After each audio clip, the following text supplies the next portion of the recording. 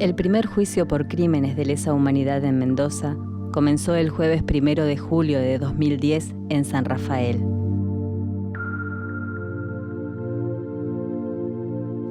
Un militar, 3 policías y 2 civiles fueron acusados por la desaparición forzada en 1976 de 4 militantes de la Juventud Peronista.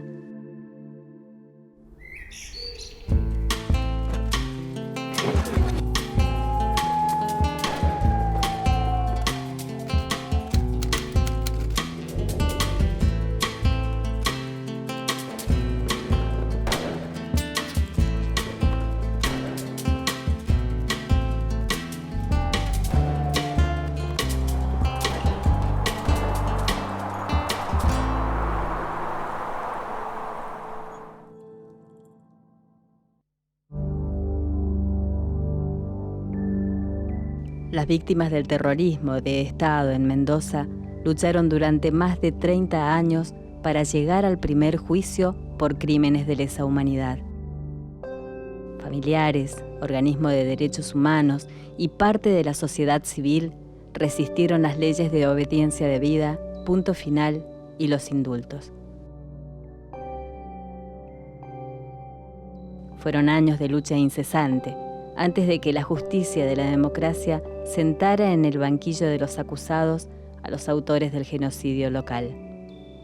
Finalmente, el día del juicio llegó, y fue en el departamento de San Rafael, al sur de la capital provincial.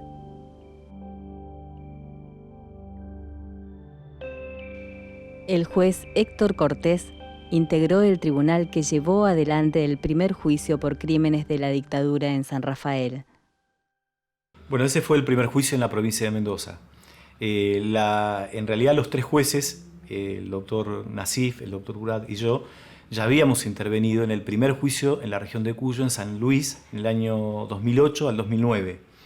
Así que ya veníamos, digamos, con esa novedad desde hacía 1 año y medio antes, pero no sabíamos cuál iba a ser la realidad de lo que acontecía hoy íbamos a ver y palpar en San Rafael, tratándose de una ciudad tan pequeña, a diferencia de San Luis, y ser nuestra provincia también, ¿no? Donde ejercemos la jurisdicción.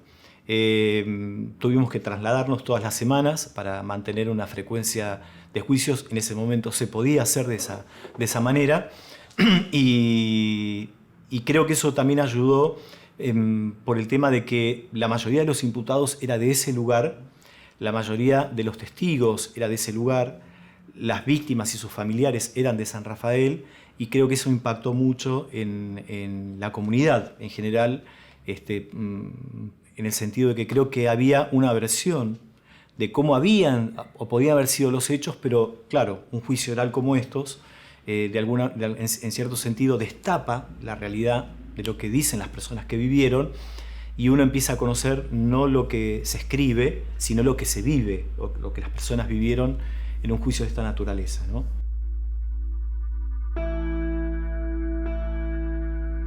Mariano Tripiana es hijo de Francisco, quien tenía 33 años cuando fue detenido el 23 de marzo de 1976. Lo secuestran en la casa de mi abuela, en la cual vivían con mi mamá y conmigo, a pocas cuadras de acá. Lo llevan a infantería y luego de ahí de infantería lo traen acá a la dicha departamental, como le llamaban. Mi viejo era un militante de la JP y un trabajador obrero, pintor de obras, y cuando no tenía para pintar iba a cosechar uva.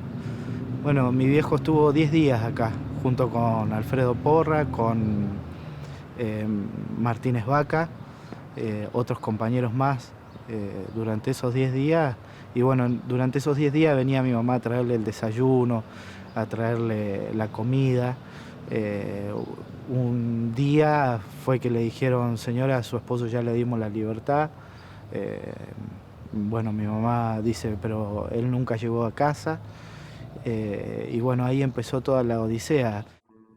Una práctica habitual de la represión ilegal en San Rafael consistió en fraguar actas de liberación. Las autoridades hacían firmar al secuestrado un papel donde supuestamente se les otorgaba la libertad, pero en realidad buscaban un documento que les sirviera de resguardo ante el reclamo de los familiares. La represión en San Rafael fundamentalmente fue dirigida a los militantes de la Juventud Peronista. Esa Juventud Peronista revolucionaria que fue creada prácticamente con el gobernador, en la elección el gobernador Martínez Vaca, era la Juventud Peronista que movilizó a todos los barrios de San Rafael, toda la ciudad, y no solamente eso, sino que contagió a casi todo el sur de Mendoza. Esa Juventud Peronista fue en su gran mayoría eliminada o fue el eje donde mayor represión existió en la dictadura. La persecución empezó antes del golpe de Estado, en diciembre ya del 75, y es por eso que en el caso de mi viejo desaparece en febrero del 76. La represión ilegal en San Rafael dejó un saldo de 27 personas detenidas, desaparecidas, muchos torturados y exiliados. En este departamento funcionaron 9 centros clandestinos de detención. Los testigos fueron relatando que cuando tenían algún familiar, o aquellos que tuvieron algún familiar detenido por las fuerzas policiales o militares, había una reacción en la comunidad de San Rafael de cruzarse de vereda. Es decir, era el no juntarse con el familiar del sospechado o detenido, en cierto sentido el de apartarlo. Y es un poco esto de reafirmar con hechos concretos, con comportamientos, con actitudes, aquello de que si te pasó, por algo habrá sido. Natalia Galamba es hija de Juan José Galamba, militante detenido desaparecido en mayo de 1978. 2 años antes, Natalia fue secuestrada junto con su madre, su hermano, y llevada al centro clandestino D2. Durante muchos años se esperó que se realizara el juicio para que se supiera la verdad de lo ocurrido durante la dictadura. El juicio lo que permitió es que se juzgaran y se condenaran no solo a militares y a policías, sino también a civiles. Y además abrió las puertas para que se pudiera realizar el segundo juicio del departamento, que es el 5º de la provincia.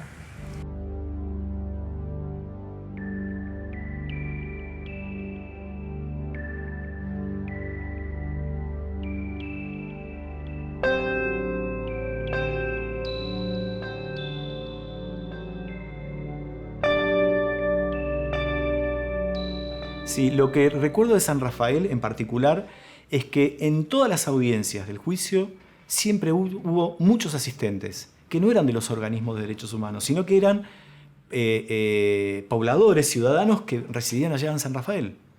Entonces se fueron enterando y participaban con su asistencia, y quienes eran, digamos, los que daban una nueva visión sobre lo que había acontecido eran los testigos. En este lugar fueron los primeros lugares de detención. En el caso de mi viejo, el 10 de marzo le dan la pseudo liberación porque le hacen firmar un papel. Mi viejo sale de la comisaría y lo chupan nuevamente y ahí es donde lo matan y lo desaparecen.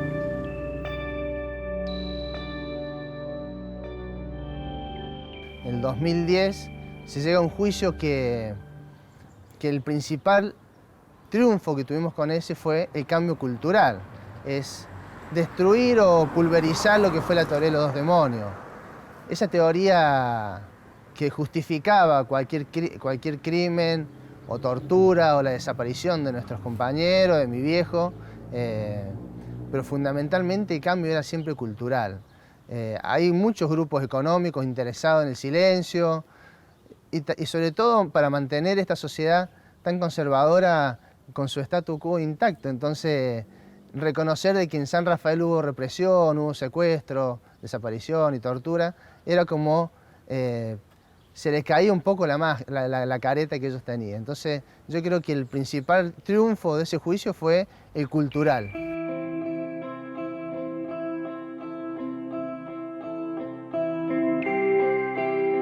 en la ciudad de San Rafael, provincia de Mendoza, a los 16 días del mes de noviembre del año 2010, el Tribunal Oral en los Criminal Federal número 2 de Mendoza, en forma definitiva y por unanimidad, falla.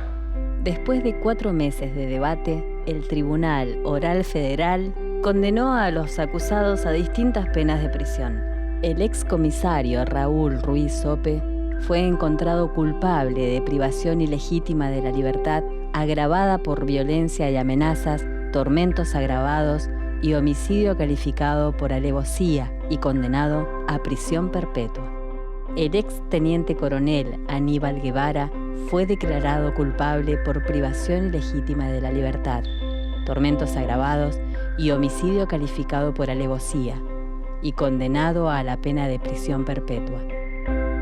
Juan Labarta fue condenado a la pena de prisión perpetua por privación ilegítima de la libertad, tormentos agravados y homicidio calificado por alevosía.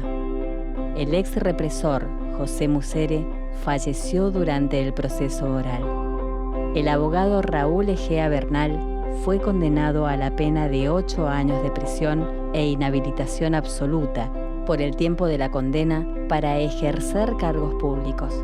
La justicia lo encontró culpable por falsedad de instrumento público.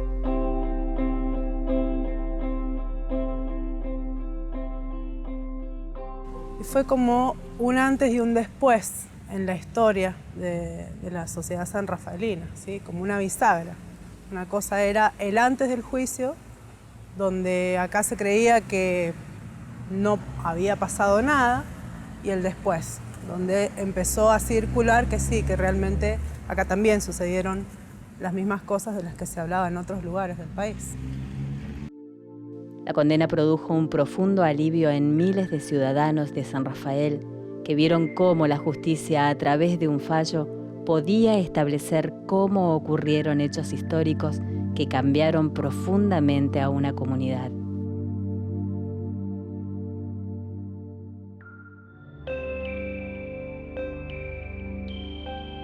La justicia viene a complementar el proceso necesario de revisión del pasado dictatorial y expresa a su vez un sentimiento profundo de las víctimas en cuanto a no buscar la venganza, sino confiar en la justicia para que el pasado dictatorial tenga su castigo merecido. Son hechos gravísimos que no pueden permanecer impunes en una sociedad democrática.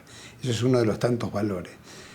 Otro que se me ocurre destacar es en cuanto a reparación, que está incluido en la fórmula esta que expresaba, y en el ámbito del juicio por delitos de lesa humanidad se declara la verdad sobre los hechos, una verdad distinta a la que pueden arrimar la historiografía y las propias víctimas. El ámbito solemne de un juicio y el juramento de decir verdad y todo lo que rodea a un juicio le da un marco especial para todo cuanto se dice allí, y todo queda ya escrito para la posteridad con la seriedad que tiene un juicio, de modo tal que después de un juicio queda la verdad sobre los hechos ya fijada para el futuro y en forma incuestionable.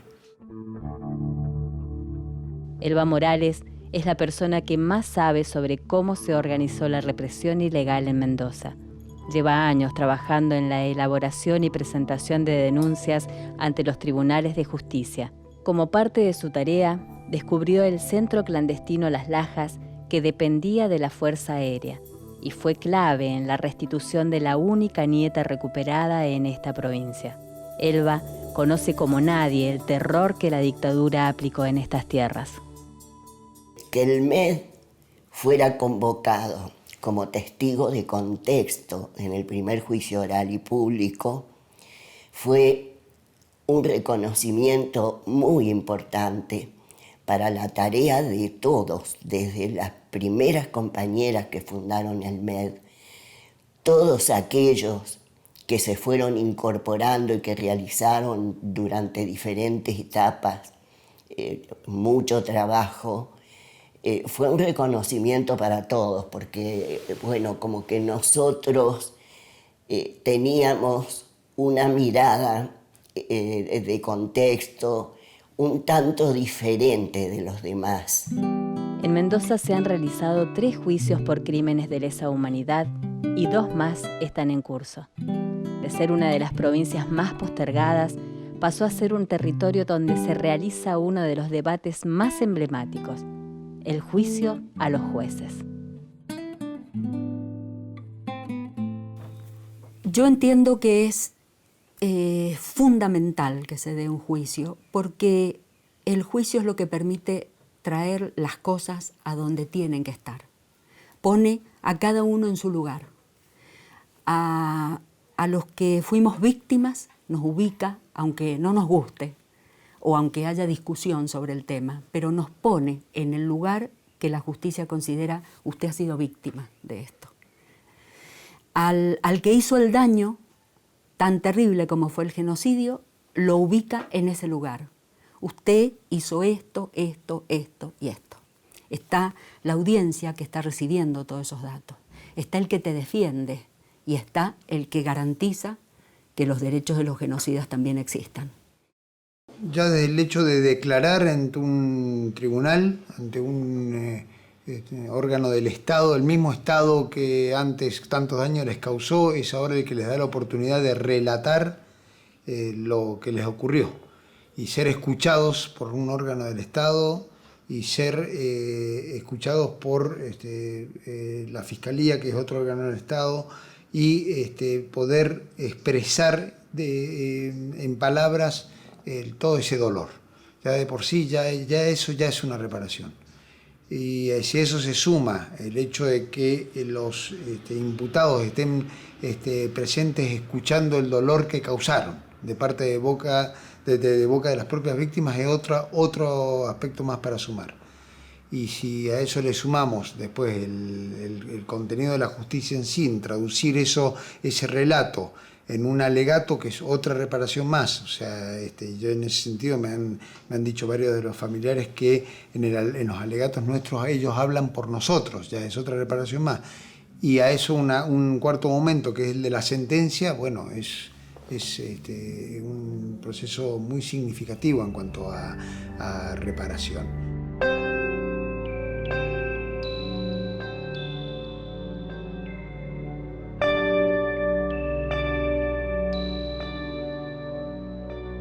Pasa algo extraordinario en el juicio. El espacio del juicio para mí es un espacio muy particular. Hay una ruptura de tiempo, de espacio. Hay algo que sucede que no puede suceder en otra parte. Que las partes se avienen de alguna manera, aún los genocidas en su silencio, a estar en ese espacio que podemos compartir todos. Y yo te diría que es el único espacio en el que yo puedo respirar el mismo aire que los genocidas. Nosotros no podemos estar en el mismo espacio. Solo ahí. Entonces el juicio tiene a diferentes niveles muchas cosas personales, sociales, hay gestos, hay sonidos, hay instantes de pedidos, hay ciertas cosas que te golpean profundamente. Y bueno, se va pasando día a día. El primer juicio por crímenes de lesa humanidad en la ciudad de Mendoza comenzó el 17 de noviembre de 2010. Hasta el momento, en los distintos debates han declarado más de 300 testigos y se ha podido establecer la verdad sobre cómo ocurrieron los hechos en más de un centenar de causas. El rol de los testigos ha sido fundamental. No he observado una sola inconsecuencia en ninguno de los testigos, en los tantos juicios que he estado. Yo lo he destacado, sería muy fácil a más de 30 y pico años de los hechos falsear, decir una cosa por otra, y sin embargo no hemos tenido un solo indicio de una mentira o de una falsedad en los testimonios. Las víctimas y los familiares de las víctimas, cuando recuerdan, y cuando no recuerdan, así lo dicen. Entonces esto es un aspecto más que dota de seriedad a estos juicios, ¿no? O sea, es algo que debe ser tomado en serio y los primeros que toman en serio los juicios son las propias víctimas. Entonces el testigo tiene un valor imponderable porque es la voz exacta, certera. Fíjate vos desde una construcción que a veces falla en la fecha o tiene por ahí la laguna o el miedo de que no va a saber el nombre exacto o que le va a fallar un dato. Y cuando el testigo se pone ahí en esa situación de declarar, de ser parte del juicio, realmente cobra significado todo eso que a lo mejor en otro contexto podría ser, no quiero decir intrascendente, pero podría ser una parte muy chiquita de la historia. No pueden haber juicios si no hay testigos, obviamente. La idea del tribunal a la que esperamos haber respondido fue dar un pantallazo general y contextualizado de todo lo que había sucedido. Poner juntas las distintas partes del rompecabezas.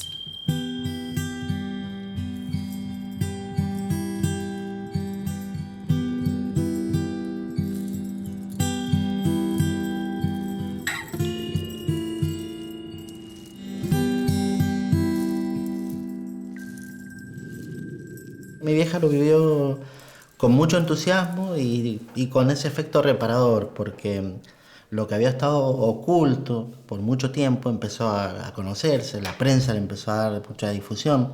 Si bien había declarado en otras oportunidades, esta vez lo hizo frente a un tribunal de la democracia y con los imputados sentados ahí a un costado.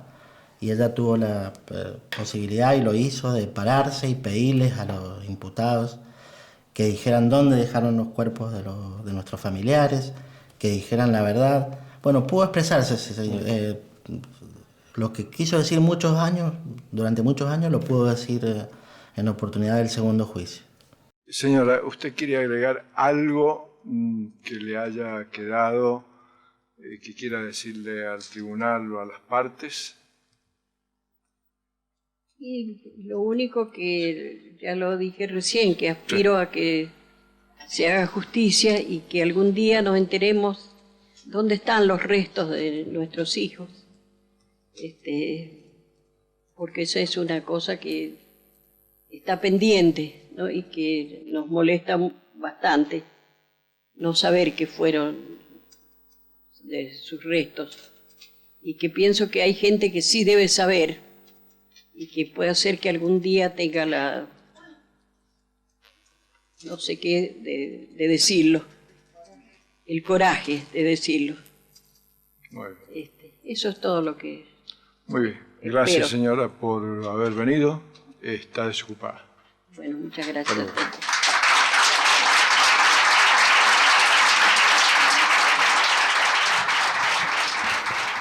Mi mamá comenzó a tener el reconocimiento del vecindario, que la respetaban mucho, la apoyaban, la animaban, y de lo que no se había hablado nunca comenzó a hablarse. Entonces, de alguna manera, mi vieja sintió que su hija ya no estaba tan desaparecida. Y que fue un efecto reparador realmente. Por eso murió tranquila, murió feliz mi vieja. A ella le vivió con mucha emoción el día de la sentencia en el segundo juicio, porque cuando se conoció la mayoría que fueron condenados a prisión perpetua, ella sintió como que estaban reparando la memoria de su hija. Y lo sentimos todos un poco también en la familia. Se sintió muy agradecida con los abogados, con la fiscalía, porque han hecho un trabajo de reconstrucción impresionante, la verdad. Por ahí de poco o de un datito han podido armar y reconstruir una historia. No se puede vivir como si nada hubiera pasado. No se puede vivir con todo desordenado y los buenos mezclados con los malos y los que hicieron daño, violaron, mataron, robaron niños, como si todo estuviese normal porque son viejitos. No se puede vivir así. No se puede ser honestamente humano. Entonces, aunque es duro, porque es duro para todos, para nosotros también es duro, nosotros también quisiéramos hacer otras cosas, pero el compromiso nuestro es hasta el final. Y ese es el valor que tiene un juicio para la sociedad, en mi opinión.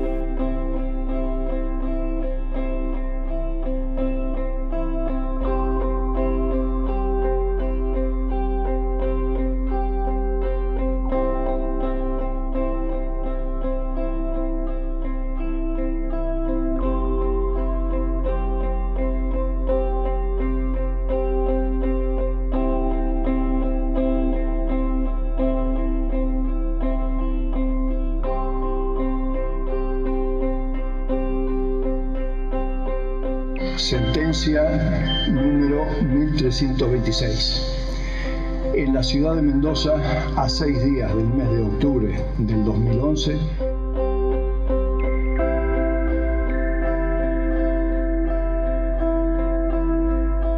condenando a Juan Agustino Oyarzábal Navallo a la pena de prisión perpetua e inhabilitación absoluta, por favor, e inhabilitación absoluta y perpetua, accesorias legales por igual tiempo de la condena y costa, por ser coautor inmediato penalmente responsable de los delitos de privación abusiva de la libertad agravada por violencia y amenaza.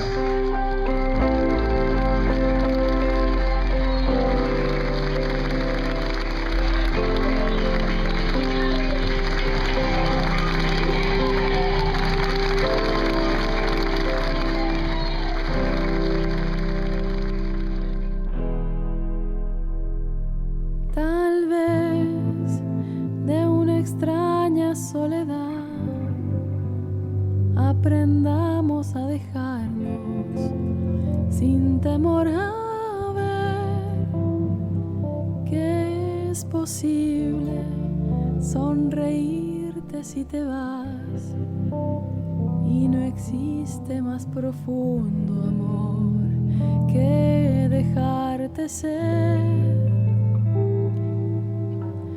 Soñaré el día que vendrás, tus palmas hacia el cielo abrazarán mi